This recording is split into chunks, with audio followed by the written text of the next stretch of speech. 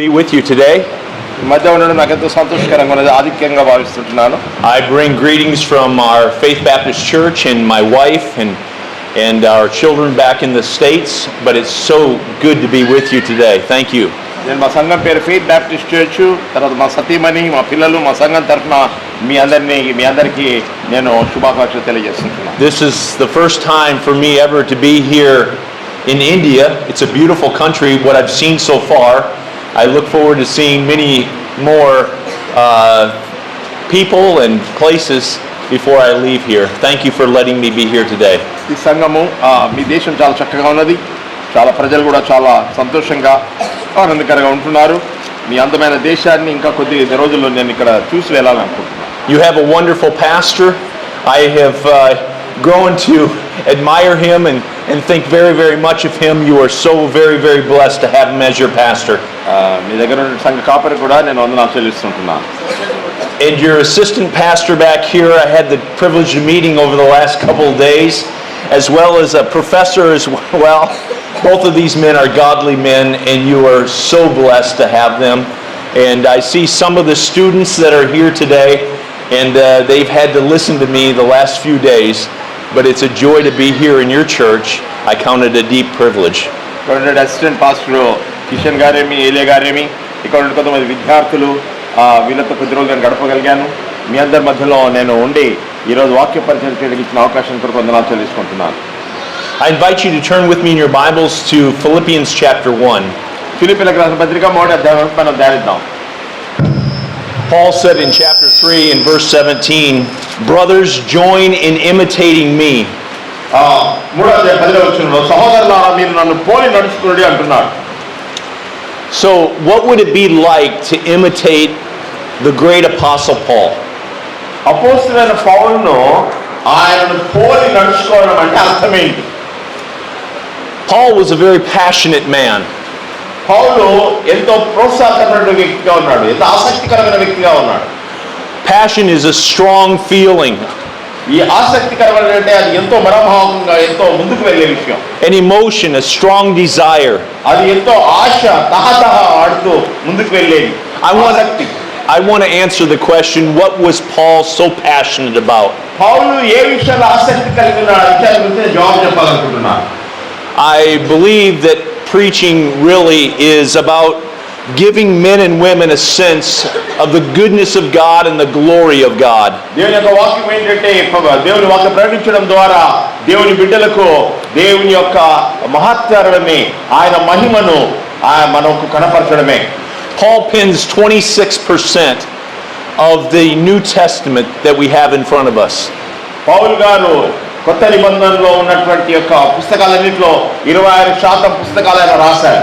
70% of the New Testament epistles, or what are called letters, Paul wrote them underneath divine inspiration of the Holy Spirit. ఆ యొక్క లేఖలు అనే విషయాలు మనం చూసినట్లయితే 70% ఆయన రాసి ఉంటున్నాడు నూతన నిబంధనలో. This is a prison epistle, so Paul is writing this from Rome while he's in prison. ఆయన చెరసాలలో, రోమ్ అనే పట్టణంలో చెరసాలలో నుండి ఈ యొక్క లేఖ మనకు రాస్తుంటున్నాడు. The theme of Philippians is living the Christian life. ఫిలిప్పీయులకు ఉన్నటువంటి మూలమైన విషయం ఏంటంటే ఇక్కడ బోధించేది క్రైస్తవ జీవితము జీవించడం. Paul helped plant this church on his second missionary journey back in Acts chapter 16. అపొస్తలుల కార్య 16వ అధ్యాయంలో అపొస్తలుడు పౌలు రెండవ సువార్త దండయాత్ర సమయంలో ఈ యొక్క సంఘాన్ని స్థాపించాడు. God wonderfully saved Lydia and then the Philippian jailer in his house, which were the nucleus of this church at the city of Philippi. దేవుడు అద్భుతంగా లుదియాను, అదే విధంగా ఫిలిప్పీలో ఉన్నటువంటి చెరసాల నాయకుని కూడా ఆ యొక్క పౌలు గారి సేవ ద్వారా, పరిచయం ద్వారా రక్షించాడు. Paul had been in this city 3 times previous to his writing here. ఇది రాయక ముందు పౌలు గారు 3 సార్లు ఈ యొక్క పట్టణాన్ని దర్శించాడు. Now Paul writes this letter 12 years after the church was started. సంఘము ప్రారంభించిన తర్వాత 12 సంవత్సరాల తర్వాత పౌలు యొక్క లేఖ రాస్తుంటున్నాడు. Now the apostle Paul loved these dear people. అపొస్తలుడు పౌలు ఈ యొక్క ప్రియులను ఎంతో ప్రేమించుంటున్నాడు సంఘస్థులను. Look at verse number 3. I thank my God upon every remembrance of you. 3వ విషయం చూడండి. మొదటి దినం నుండి ఇంతవరకు సువార్త విషయంలో మీరు నాకు తోటి ఫలమైనటువంటి చూసి మీలో ఈ సత్యాన్ని ఆరంభించిన యేసుక్రీస్తు వరకు దాన్ని కొనసాగించి రూఢిగా నమ్ముచున్నాను అంటున్నాడు. Look at verse 8. For God is my witness how greatly I long for you all with the affection of Jesus Christ. ఆ రోజు కింది వాళ్ళు నా దేవునికి కృతజ్ఞతలు చెల్లించున్నాను అంటాడు. 8వ వచనంలో ఇంకొక ఏమంటాడంటే క్రీస్తు యేసునందు దయారసం బట్టి మీ అందరి మీద నేను ఎంత అపేక్ష కలిగి ఉన్నానో దేవుడే నాకు సాక్షి అంటున్నాడు. Look at chapter 4 and verse number 1. 4వ అధ్యాయం 3వ వచనంలో మనం కావున మనం అపేక్షించు నా ప్రియ సోదరులారా నా ఆనందమును నా కిరీటములైన నా ప్రియులారా ఇట్లు ప్రభునందు స్థిరులై ఉండుడి అంటున్నాడు. That is just a sampling of the deep affection and love that Paul had for these people at Philippi, which were 720 miles away from Rome. ఈ యొక్క ప్రేమ అనురాగము ఈ యొక్క ఫిలిప్పీయుల పట్ల ఏ విధంగా ఎంత లోతుగా ఉన్నదో పాతుకుపోయిన ఆ విషయాన్ని చూస్తుంటున్నాము. అందుకనే 720 మైళ్ళ దూరం నుంచి కూడా రోమా పట్టణం నుంచి వీరికి లేఖ రాస్తుంటున్నాడు. A godly man by the name of Epaphroditus is coming to Paul in Rome, and he's bringing with him a gift from the church. దైవజనుడైనటువంటి ఎపాఫ్రొదితు ఆయన రోమా పట్టణానికి పౌలును దర్శించడానికి వెళ్తూ ఆయన పౌలు దగ్గరికి ఒక కానుక తీసుకొని వెళ్తుంటున్నాడు. I thank you for your kind gift that you gave me, and Epaphras was bringing a gift to the apostle Paul. మీరు ఇచ్చినటువంటి ఒక పూల యొక్క గుచ్చ కొరకు వందనాలు చెల్లిస్తుంటున్నాను. ఎపాఫ్రస్ కూడా ఒక పౌలు కానుక తీసుకొని వెళ్తుంటున్నాడు. He's a fellow messenger according to chapter 2 and verse number 25. 2వ అధ్యాయం 25వ వచ్చిన ప్రకారం మనం చూసినట్టయితే ఆయన పౌలుతో కూడా జత పనివాడిగా ఉన్నాడు. He was an envoy from this Philippian church to the apostle Paul. ఆ ఫిలిప్పీ సంఘంలో అపోస్తలుడు పౌలుకు ఒక రాయబారిగా ఆయన వెళ్తుంటున్నాడు. We know that at least twice when Paul was in Thessalonica, this church sent him a gift to support his ministry. పౌలు గారు తెస్సలోనిక ప్రాంతంలో సంఘంలో ఉన్నప్పుడు ఈ ఫిలిప్పీ సంఘం వారు 2 పర్యాయాలు పౌలు గారికి కానుక పంపించారు. They did the same thing when he was at Corinth according to 2 Corinthians chapter 11 and verse number 9. 2 కొరింథీ 11వ అధ్యాయం 9వ వచనం ప్రకారం కొరింథీ పట్టణంలో ఉన్నప్పుడు కూడా పౌలు గారికి ఫిలిప్పీ సంఘస్థులు ఒక కానుక పంపించారు. Epaphroditus also brings bad news. ఎపాఫ్రొదితు ఆయన దుర్వార్తను కూడా తీసుకొస్తుంటున్నాడు. To Paul there in Rome, he says to Paul that there are enemies in the church in chapter 3. 3వ అధ్యాయంలో చెప్తే ఏంటంటే సంఘంలో కొంతమంది వ్యతిరేకంగా తిరుగుబాటు జనాంగం ఉన్నారంటున్నాడు. Now, the apostle Paul, he himself is in Rome and he is in prison. అపోస్తలుడైన పౌలు రోమా పట్టణంలో ఉన్నాడు, ఆయన చెరసాలలో ఉన్నాడు. I want you to look at what he says here in verse number 12 of chapter 1. Look at what Paul says. మన అధ్యాయం 12లో తెలుగులో 11, 12 చూస్తాను. మీ ప్రేమ తెలివితోను సకల అనుభవ జ్ఞానంతో కూడిన అంతవరకు అభివృద్ధి పొందవలననియు అందువల్ల దేవునికి మహిమ స్తోత్రం కలుగునట్లు మీరు యేసుక్రీస్తు వలన నీతి ఫలములను నిండుకొని వారై క్రీస్తు దినం వరకు నిష్కపటంలో నిర్దోషం కావాలని ప్రార్థించున్నాను. So the apostle Paul is passionate. He is excited about one thing. ఆయన అపోస్తలుడైన పౌలు గారు ఎంత ఆసక్తితో ఉత్తేజుడై వెళ్తుంటున్నాడు ముందుకు ఒక విషయంలో. In this text we see that he's passionate about the gospel. ఇక్కడ ఈయన అపోస్తలుడైన పౌలు గారు సువార్తల గురించి ఆయన ఎంతో ఆసక్తి కలిగి ఉన్నాడు. He loves to see broken people mended. ఇక్కడ విరిగిన హృదయాలు అతుకాలని బాగుపరచాలని నేను చూస్తుంటున్నాడు. Lives rescued from hell. నరకం నుండి ప్రజలు రక్షింపబడడం కొరకు ప్రయాసపడుతుంటున్నాడు. In verse 12 he says, I want you to know. 12వ చూస్తుంటున్నాడు, సోదరుడు నా సంబంధించిన సువార్త మరి ఎక్కువగా ప్రయోజనం అగుటకే సమకూడనని మీరు తెలుసుకొనగోరుచున్నాను అంటున్నాడు. That phrase means I want you to understand this about me, he's saying. తెలుసుకొనగోరుచున్నారంటే నన్ను గురించి మీరు అర్థం చేసుకోవాలంటున్నాడు. Now this seems so upside down. ఇది మనకు హార్మారు కనిపిస్తుంటుంది. Joy in spite of trouble. ఇక్కడ ఈ యొక్క ఆ శ్రమలలో ఆనందం. Imprisoned, yes, but his ministry was not crippled at all. ఆయన చెరసాలలో ఉన్నాడు, కానీ చెరసాలను ఆయన సువార్తను బంధించలేకపోయింది. Progress is going forward in spite of incarceration. ఇక్కడ ఉన్నటువంటి ఎన్ని అడ్డంకులు వచ్చినప్పుడు కూడా దేవుని కార్యం ముందు కొనసాగుతుంటుంది. The gospel of Jesus Christ was not bound whatsoever. యేసుక్రీస్తు వారి సువార్త బంధింపబడలేదు. It wasn't a hostage at all. It was on fire and moving forward in the city of Rome. సువార్త బంధింపబడి ఉండలేదు, కానీ ఆ సువార్త అనేది రోమా పట్టణంలో ఒక అగ్ని వలె రగులుకొనిపోతుంటుంది. It reminds me of 2 Timothy chapter 2 and verse 9, but the word of God is not imprisoned.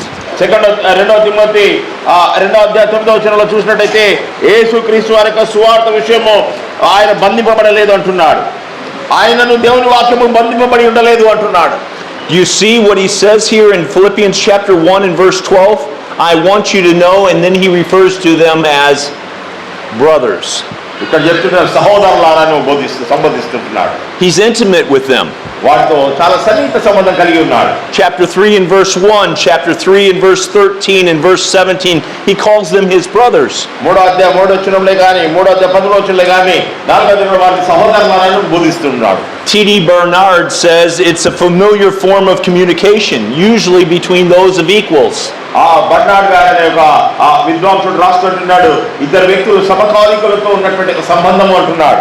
He's telling these dear brothers and sisters in Christ that this is no accident by God whatsoever, his incarceration. సహోదరులు చెప్తున్నాడు, ఇది ఏదో ఒక అనుకోకుండా జరిగిన విషయం కాదు, దేవుని చిత్తానుసారంగా జరిగిన విషయం అంటున్నాడు.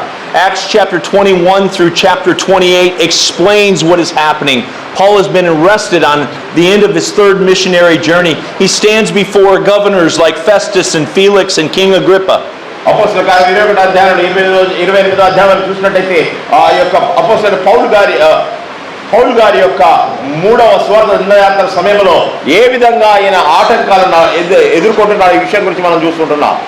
And now he finds himself in Rome underneath palace guard, according to verse number 13, if you'd read that. 13వ వచనం చూసినట్టయితే ఎలాగనగా నా బంధకములు క్రీస్తు నిమిత్తమే కలిగినని చెప్తుంటున్నాడు.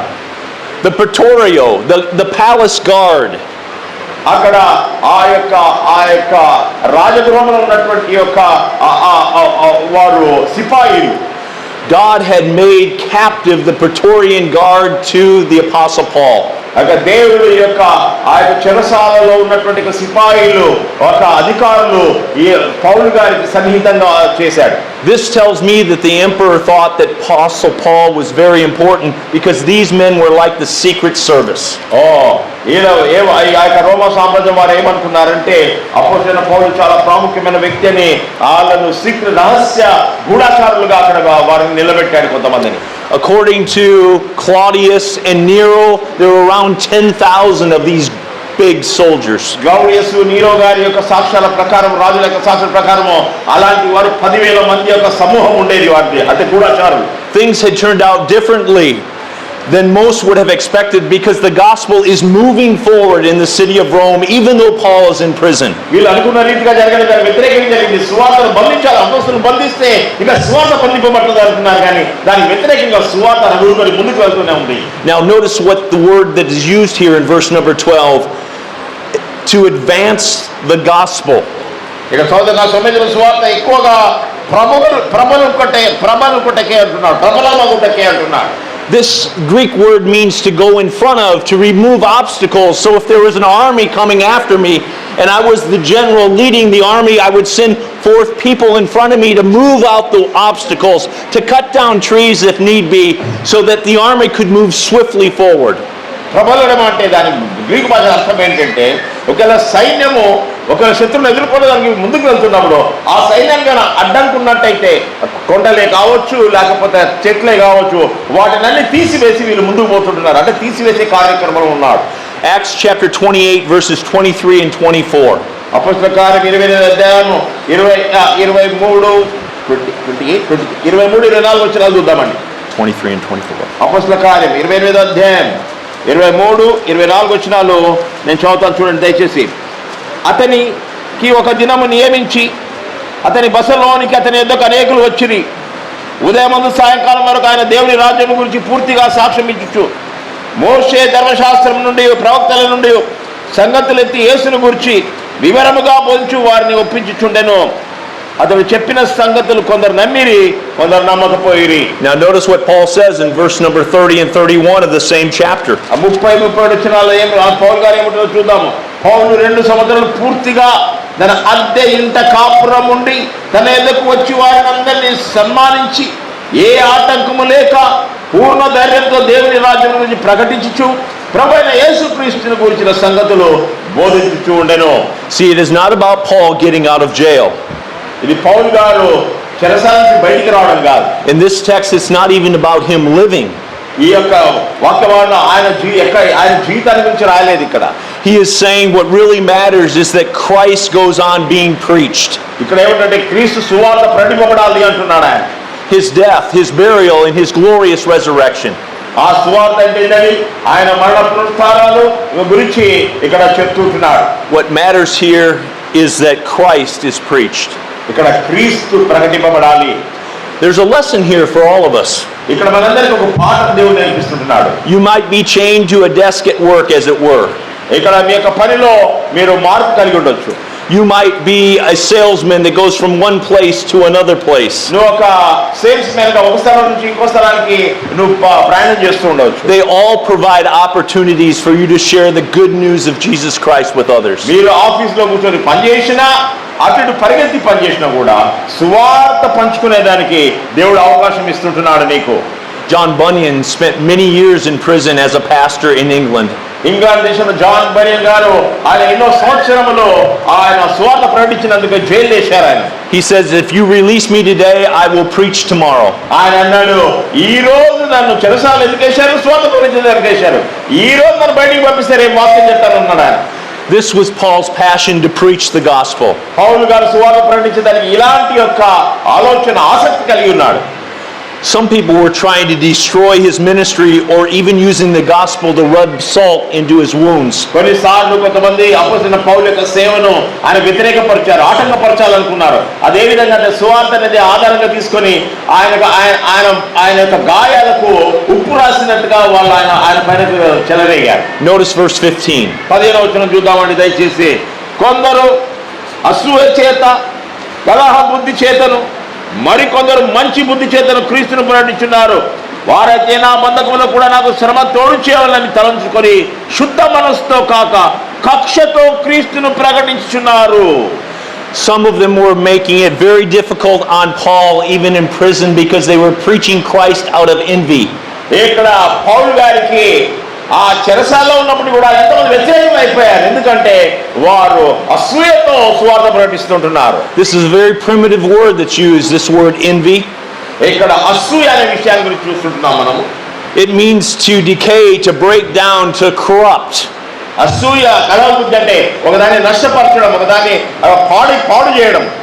They wanted those soldiers to sour their feelings against Paul and make it difficult on him. అక్కడ ఉన్న చెరసాల నాయకులు పౌలు గారి పట్ల ఉన్న గౌరవాన్ని తొలగించి వేసి ఆ చెరసాల నాయకుల దృష్టిలో పౌలును కించపరచాలనుకుంటున్నారు వీరు. Envy certainly played a part in our Savior's death, did it not, in Matthew 27 verse 18? మత్తయి సువార్త 27వ అధ్యాయం అసూయ కలహబుద్ధి మన యొక్క రక్షకుడైన క్రీస్తును శిలువపైకి తీసుకెళ్ళింది. అది తెలుసు కదా మనకు. It was out of envy that those religious leaders delivered Jesus over to die. అసూయ కలహబుద్ధితో అక్కడ ఉన్న ఈ రాజా మత నాయకులు క్రీస్తును శిలువకు పంపించారు. These people were in competition with the Apostle Paul. వీళ్ళు అపోస్తలుడైన పౌలుతో వారు పోటీ పడుతూ ఉంటున్నారు. And they loved it when he was down. ఆయన ఎప్పుడైతే అపోస్తలుడైన పౌలు గురించి వారు నకారాత్మకంగా మాట్లాడడానికి కించపరిచే విషయం వచ్చినప్పుడు వీరు పౌలును కిందికి వేసేస్తుంటున్నారు. ఈయనేందులో చెప్పేది అంటున్నారు. In this text there's another word that's used. It's the word strife. It is a readiness to quarrel. కలహ బుద్ధి అనే మాట వాడిందండి ఇక్కడ. Verse 17, proclaim Christ out of selfish ambition. That's what they were doing as well, to make it difficult for the Apostle Paul. ఇక్కడ ఏం చేస్తున్నారండి? కలహ బుద్ధి చేత మరికొందరు మంచి బుద్ధి చేత వారైతే నా బతుకు కూడా నాకు శ్రమ తోడు తలంచు శుద్ధ మనస్సుతో కాక కక్షతో క్రీస్తును ప్రకటించుచున్నారు. One commentator says that he was seeking to win followers to themselves and pull them away from the Apostle Paul. అపోస్తలుడైన పౌలు కావాల్సినటువంటి యొక్క సంఘ ఆయన అనుచరులను వారు ఆయన వ్యతిరేకంగా మాట్లాడి ఆయన నుంచి వీరు ఆయన సహవాసం నుంచి తీసుకొని వారి సహవాసాన్ని తీసుకెళ్ళాలని ప్రయత్నం చేస్తుంటున్నారు. They cared as much as giving Paul heartache as much as preaching the gospel, and they were doing both in Rome. ఇక్కడ సువార్త ప్రకటిస్తుంటున్నారు. పౌలు గారికి వ్యతిరేకంగా అసూయత ఆయనకు శత్రువులు అయిపోతుంటున్నారు. That didn't bother the Apostle Paul. ఈ విధంగా ఇప్పుడు అపోస్తలుడు పౌలుకి అనేది పట్టింపు లేదు. Why?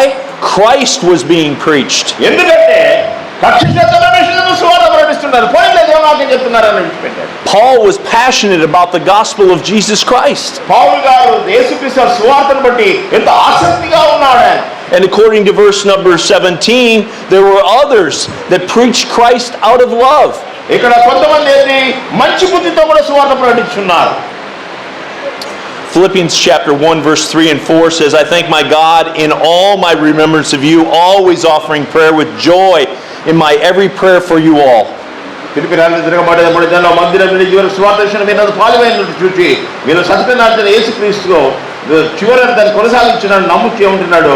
నేను సంతోషంతో ప్రార్థన చేస్తున్నాను, మిమ్మల్ని జ్ఞాపకం చేసుకుంటున్నాను అంటున్నాడు. There seems to be a theme that runs through the epistle of Philippians, and that is that of joy in the midst of suffering.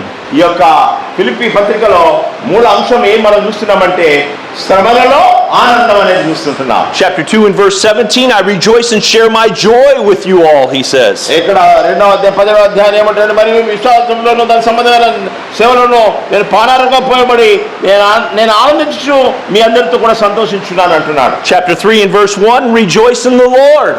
ఇక్కడ 3వ అధ్యాయంలో ప్రభునందు ఆనందించుడని అంటున్నాడు. Chapter 4 and verse 4, rejoice in the Lord always. Again I say rejoice. 4వ అధ్యాయం ఎల్లప్పుడూ ప్రభువును ఆనందించుడు, మరలా చెప్పుచున్నాను ఆనందించుడు అంటున్నాడు. 4వ అధ్యాయం 4వ వచనంలో. Circumstances weren't ideal for Paul. He was chained to 2 Roman soldiers. He was in prison. But his joy is unrelated to those circumstances. పరిస్థితులు అనుకూలంగా లేవు. ఆయన చెరసాలలో ఉన్నాడు, ఆయన శత్రువులు ఉన్నారు. ఈ యొక్క సిపాయిలు చెరసాల నాయకులు ఆయన ఎదురే ఆయన అక్కడ నిలబడి ఉన్నారు. ఇలాంటి ప్రతికూలమైనటువంటి పరిస్థితుల్లో కూడా సువార్త విషయంలో పౌలు వెనకంజా వేయటం లేదు, సువార్త ముందు కొనసాగుతుంది. Don't tie your joy to your job. మీరు మీ ఆనందము మీ సంపాదించే డబ్బులతో మీ ఉద్యోగంతో కలపకండి, దాంతో కలిసి కట్టిపెట్టకండి. You may lose your job. మీరు నా ఉద్యోగంతో గొప్పదని ఆనందిస్తే ఉద్యోగం పోతుందేమో. Don't tie your joy to your possessions or your freedom. నీకున్నటువంటి ఆస్తి అంతస్తులతో మీ ఆనందాన్ని జోడించకండి, మీకున్నటువంటి స్వేచ్ఛను బట్టి దానికి ఆనందం జోడించొద్దండి. If that were the case, Paul would not have had joy. ఒకవేళ అదేనట్టయితే అదే ఆస్తిపాస్తులతోనే ఆనందం అనుకుంటే పౌలుకు ఆనందం ఉండకపోయేది. He tied his joy to Christ. ఆయన ఆనందం ఎవరితో జోడించాడండి? క్రీస్తుతో, ప్రభువులో ఆనందిస్తూ ఉంటున్నాడు. He was passionate about the gospel. ఆయన సువార్తను బట్టి ఎంతో ఆసక్తికరంగా ఉన్నాడు. Do you know the gospel? మీకు సువార్తనే తెలుసా?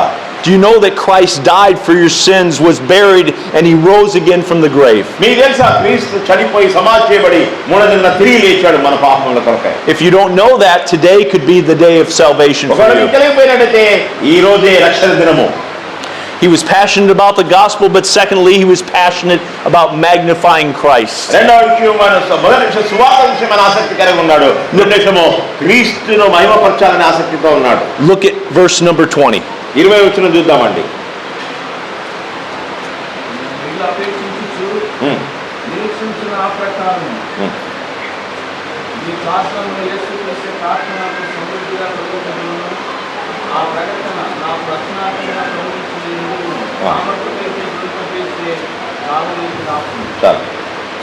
It seems clear from this text that in everything, absolutely everything he does, he is passionate that Christ be magnified. పౌలు గారు చేయు ప్రతి పనిలో కూడా క్రీస్తు నా శరీరమందు గణపరచబడునని అని 19వ వచనంలో ఉంది. అది మనం చూస్తుంటున్నాము. క్రీస్తు గణపరచబడాలి. When we magnify something, we exalt it, we honor it. గణపరచబడడం అంటే ఒక దాన్ని మనం హెచ్చించడము, దాన్ని గౌరవించడం. We show it to be what it truly is, magnificent.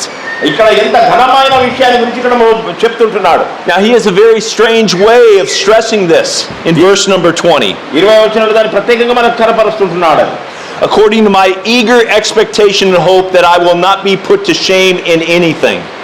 మరియు నేను ఏ విషయంలో సిగ్గుపడక ఎప్పటి వల్ల ఇప్పుడు పూర్ణ దయతో బోధించడం నా బ్రతుకు మూలముగా నైనను సరే చావు మూలమును సరే క్రీస్తు నా శరీరమందు ఘనపరచబడినాను అంటున్నాడు. Not ashamed but magnifying Christ. ఏ విషయంలో నేను సిగ్గుపడను కానీ నేను క్రీస్తును ఘనపరుస్తాను అంటున్నాడు. Shame is that horrible sense of embarrassment. ఆ యొక్క సిగ్గుపడడం అంటే అది ఎంతో దాన్ని మనం సిగ్గు లేదంటాం, అంటే అది ఎంతో దిగజారిన విషయం. When I was this young man's age, about 5 years of age, I was in school. ఇక్కడ ఈ పిల్లడి వల్ల 5 సంవత్సరాల వయసులో నేను పాఠశాలకు వెళ్ళేవాడిని. The teacher asked us to write down 5 words that started with W.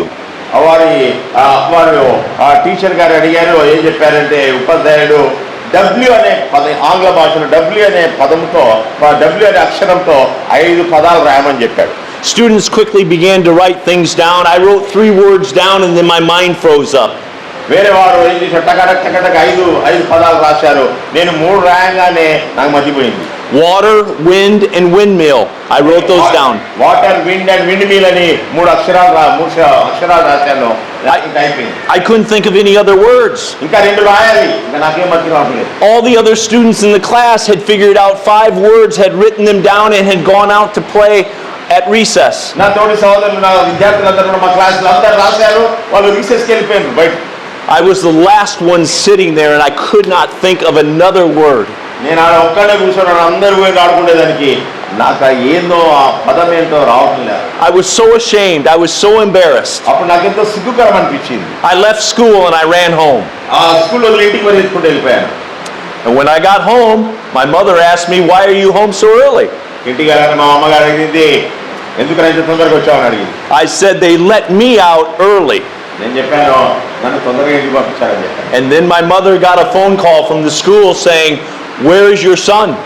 వెంటనే స్కూల్ నుంచి ఫోన్ వచ్చింది. వాళ్ళ అమ్మ ఫోన్ తీసుకొని అంటే స్కూల్ నుంచి అడిగారు, అమ్మా మీ కొడుకులు ఏంటి అడిగి పోయాడు అని అడిగారు. My father was quickly called from work, came home, and took me back to school. మా నాన్నగారు పనిలో ఉన్నాడు. ఆయన వెంటనే మా అమ్మ పిలిచింది, మళ్ళీ వాపస్ స్కూల్ తీసుకుపోయి పెట్టింది. I was so embarrassed. నాకు ఆ దినాన ఎంతో నేను సిగ్గుపడిపోయాను. The opposite of being shamed is to be honored. సిగ్గుకు వ్యతిరేకమైన పదం ఏంటంటే ఘనపరచడం అని అర్థం. For the Apostle Paul, the opposite of shame was not that he would be honored, but that Christ would be honored. ఇక్కడ అపోస్తలుడైన పౌలు గారికి ఇక్కడ సిగ్గు అనే విషయానికి వ్యతిరేకమైనట్టే ఆయన తను తాను ఘనపరచుకోవడం కాదు, కానీ క్రీస్తు నా ద్వారా ఘనపరచబడాలి అంటున్నాడు. Mounce in his dictionary says to hold in high honor. ఇక్కడ మౌంట్స్ అనే వ్యక్తి తన యొక్క ఈ పదాన్ని గురించి రాస్తుంది ఏమిటంటే ఆయన ఘనత అంటే ఒక విషయాన్ని అత్యున్నత స్థాయిలో దాన్ని ఉంచడము. Acts 19:15 says the name of the Lord Jesus was held in high honor.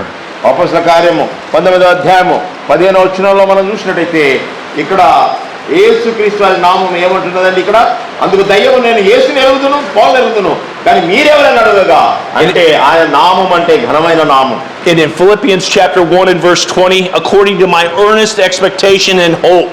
Hope is used 53 times in the New Testament. మిగుల అపేక్ష నిరీక్షించుచున్న నిరీక్షణ అనే విషయము పదము ఆంగ్ల భాషలో 50 పర్యాయాలు నూతన నిబంధనలో వాడబడి ఉన్నది. It's a confident expectation. That's what hope is. నిరీక్షణ ఒక విషయాన్ని గురించి నిరీక్షించడము దాన్ని.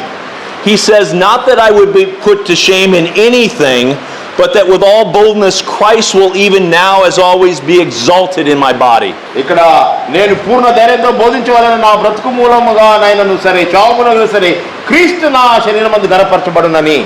Isn't it true, what you love determines what you feel shame about? ఒక విషయం చూడండి, మీరు దేని ప్రేమిస్తారో దాని విషయము ఎప్పుడు సిగ్గుపడరు. If you long for others to think highly of you and they don't, you will feel horrible shame when they don't. ఒకవేళ నువ్వు వేరే వాళ్ళని బాగా నీ గురించి బాగా మాట్లాడాలని ఘనపరచాలని అనుకొని ఆశ కలిగి ఉంటే వాళ్ళు నీ గురించి ఆ విధంగా చేయనప్పుడు నీకేమనిపిస్తుంది, నీకు బాధ కలుగుతుంటుంది, నీకు అవమానంగా నువ్వు అనుకుంటావు దాన్ని. So Paul says in Philippians chapter 3 and verse 8, I count everything as loss for the surpassing worth of knowing Christ Jesus my Lord. అదే చూసినట్టయితే ఫిలిప్పీయులకు 3:7 చూసినట్టయితే ఆయన ఏవి నాకు లాభకరమైన ఉండెనో వాటిని క్రీస్తు నిమిత్తము నష్టముగా ఎంచుకొంటిని అంటున్నాడు.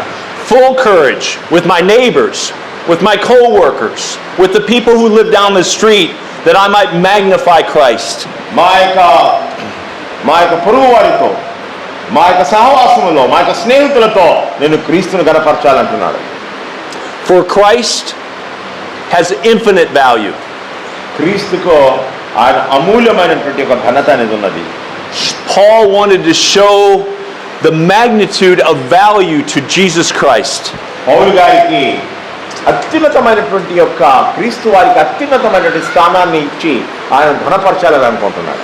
So death was no threat to the Apostle Paul. ఈ మరణం అనేది అపోస్తలుడైన పౌలుకి ఏమీ దాని విషయం జడియటం లేదు. What about capital punishment? అయితే ఆయనను ఉరి కంబానికి ఎక్కిస్తే ఏం చేస్తారు? Chapter 2 and verse 17 seems to indicate that he had a sword hanging over his head, and at any time he could be killed. రెండవ అధ్యాయ 10వ వచనం చూసినట్టయితే ఏమంటున్నాడండి, విశ్వాస యాగంలో దాని సమాధాన సేవలో నేను పానారంభంగా ఉపయోగపడుతుంది అంటున్నాడు. అంటే తను ఎప్పుడు దాన్ని చంపేస్తారో ఉరి తీస్తారో ఆయన తెలియదు, ఆయన సిద్ధంగా ఉన్నాడు.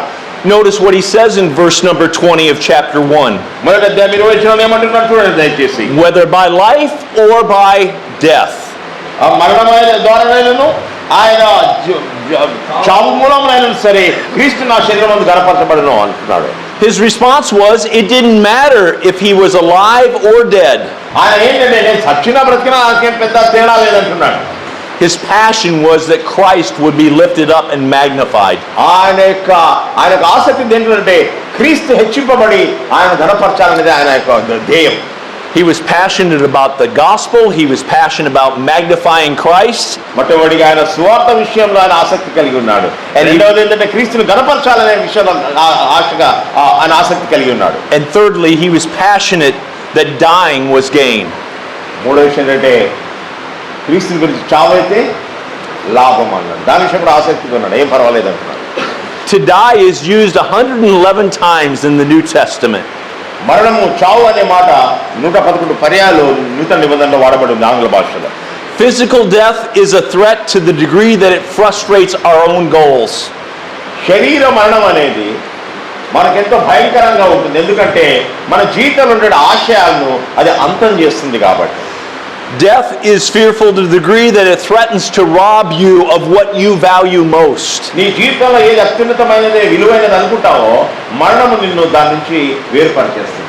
But for Paul, he valued Christ most. కానీ పౌలు గారు క్రీస్తుని ఎక్కువగా ఆయన ఎత్తి పట్టుకుంటున్నాడు. He looked at death and he did not see it as a frustration. ఆ యొక్క మరణం అనేది ఆయన నిరాశపరచడం లేదు.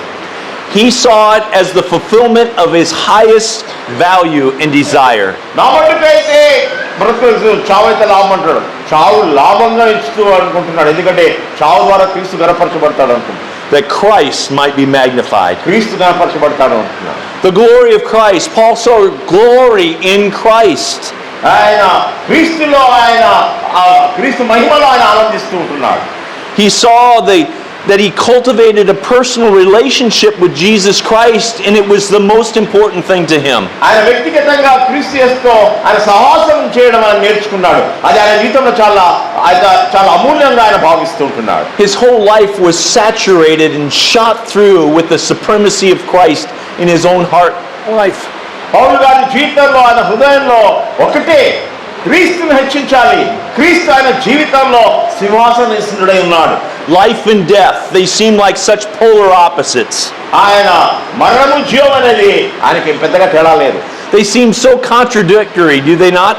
మరణము జీవం అనేది రెండు వ్యతిరేకమైన పదాలు కదండి. They seem like arch enemies. మరణము జీవం రెండు శత్రువులుగా ఉంటాయి, ఒకటి పెట్టి. But in Paul's mind, there's so much unity between the two. పౌలు ఏమంటున్నాడు, ఈ రెండింటిని కలిపినట్టుగా మాట్లాడుతుంటున్నాడు, రెండు కలిసి ఉన్నట్టుగా మాట్లాడుతుంటున్నాడు. So whether by life or by death, Christ would be magnified in his life. మరణం ద్వారానైనను జీవం ద్వారానైనను క్రీస్తు గణపరచబడాలి అంటున్నాడు. So the greatest passion was that in either case, Christ would be magnified. మరణించినా జీవించినా కూడా రెండింటి ద్వారా కూడా క్రీస్తు ఘనపరచబడాలి. So he was indifferent to whatever one God would give him, whether life or death. మరణమైన జీవమైన పెద్ద పట్టించుకోవడం లేదు, ఎందుకంటే ఆ ఉద్దేశం ఒకటే, ఈ రెండింటి ద్వారా క్రీస్తు ఘనపరచబడాలి అంటున్నాడు. You and I will magnify Christ in our dying precisely to the degree that we believe that fellowship with Christ is more to be preferred than any person. నువ్వు నేను దేవుని బిడ్డలైనట్టయితే ఈ లోకంలో అన్ని సహవాసాల కంటే క్రీస్తుతో సహవాసం చేసి ఆయన సన్నిధిలో ఉండడము అది చాలా అమూల్యమైనది, ఘనమైనది.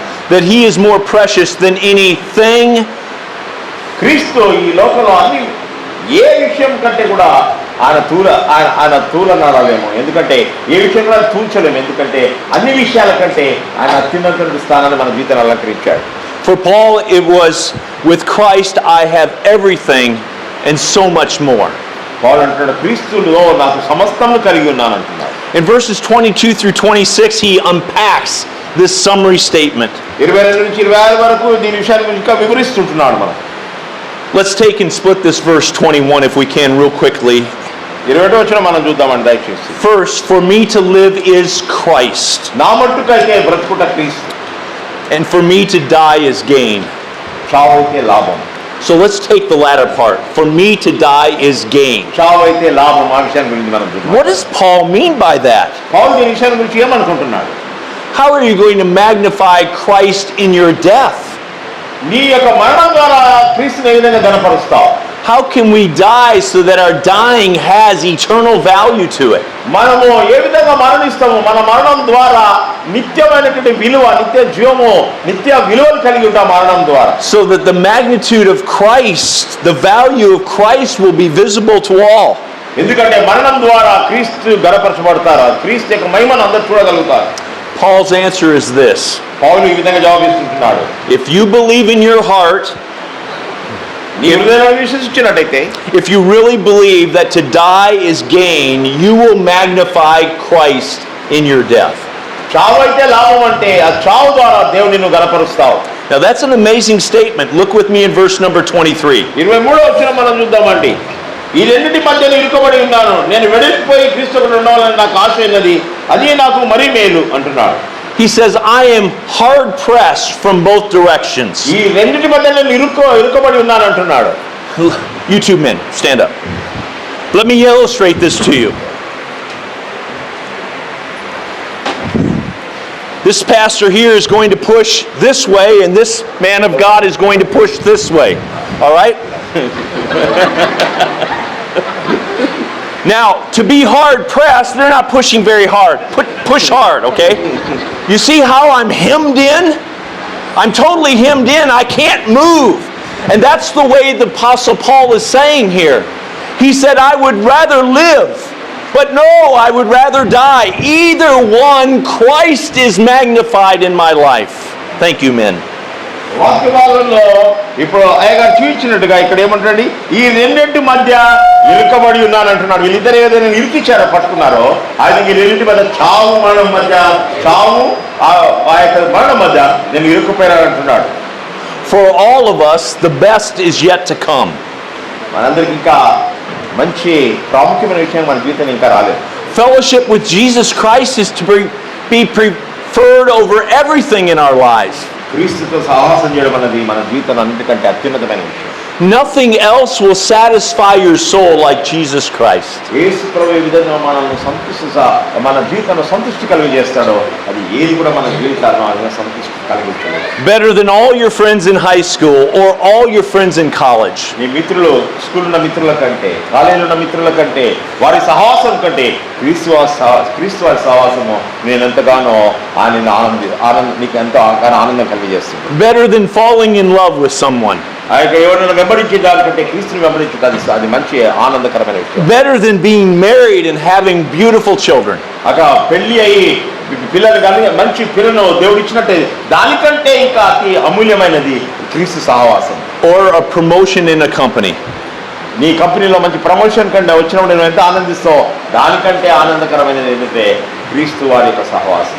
He was passionate about the gospel. He was passionate about magnifying Christ. ఆయన స్వార్థను బట్టి ఆయన దేవుని ఆసక్తి కలిగి ఉన్నాడు, క్రీస్తును ఘనపరచే విషయంలో ఆసక్తి కలిగి ఉన్నాడు. And he was passionate that dying is gain. ఆయన చావు అయితే లాభం అని దాని విషయం కూడా ఆయన ఆసక్తిగా ఉన్నాడు. Let me leave you with this fourth thing and I'll be done. ఈ 4 విషయాలు చెప్పినట్టు ముగించేస్తాను. He was passionate about living for Christ. నా మటుకైతే బ్రతుకుట క్రీస్తు అంటున్నాడు. ఆయన క్రీస్తు బ్రతుకుటను కూడా ఆయన ఎంత ఆసక్తి కలిగి ఉన్నాడు. Most of us have some years left to live, do we not? మనకి ఇంకా ఎన్నో ఏళ్ళు ఉంది బతికేదానికి దేవుడు ఆగి ఉంది మనకు. Even the oldest amongst us this morning. ఇక్కడ ఉన్నట్టు అన్నిటికంటే ఆ వయసులో పెద్దవారు ఉన్నప్పటికీ కూడా can ask the question, how shall I magnify Christ in my body now? ఇప్పుడు నేను శరీరం ద్వారా క్రీస్తుని ఏ విధంగా నేను ఘనపరచగలను? He says, to me to live is Christ. నా మట్టుకైతే బ్రతుకుట క్రీస్తు అంటున్నాడు. Follow his argument quickly. ఆయన ఏం మాట్లాడుతున్నాడో చూడండి ఒకసారి. To live for Christ means fruitful labor for you. That's what he's saying here in verse number 22. క్రీస్తు కొరకు జీవించడం అంటే ఇక్కడ మనం ఏంటంటే క్రీస్తు కొరకు ఆ యొక్క ఫలదాయకమైన జీవితం జీవించడం. He says in verse number 25, he says, it takes and he defines it for us. ఇక్కడ ఏమంటున్నాడు, నేను మరలా మీతో కలిసి చేత నన్ను గురించి క్రీస్తునందు మీకున్న అతిశయము అధికమగునట్లు అంటున్నాడు. He wants the progress of their faith and their joy.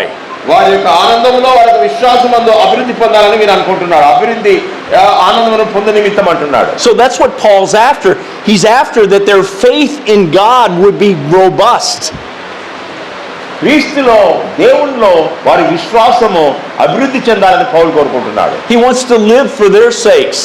ఆయన వారి కొరకు జీవించాలనుకుంటున్నాడు. He has a passion for their growth. వారు ఆత్మీయంగా ఎదగాలని ఆయన ఎంతో ఆసక్తి కలిగి ఉన్నారు. Every married man here should have that same passion for his wife, that she would be happy in the Lord and be growing in the Lord. పెళ్లి చేసుకున్న ప్రతి ఒక్క వ్యక్తి కూడా భర్త భార్య విషయంలో ఆసక్తి కలిగి ఉండాలి. ఆమె ఆ యొక్క ఆనందంగా ఉండాలి, ఆమె జీవితంలో సంతోషంగా ఉంచాలని ఆసక్తి కలిగి ఉండాలి. He's talking about the joy of faith. They seem almost synonymous here in this text. ఇది విశ్వాసంలో ఉండే ఆనందాన్ని గురించి మాట, విశ్వాసమందు ఆనందము అంటున్నాడు. Verse 25 says the progress and joy of faith. ఇక్కడ 25వ వచనంలో 26వ వచనంలో చూసినట్టయితే అభివృద్ధి ఆనందమును పొందు నిమిత్తం అంటున్నాడు. Let me give you an example of faith. ఇక్కడ విశ్వాసం గురించి ఒక ఉదాహరణ ఇస్తాను నేను మీకు.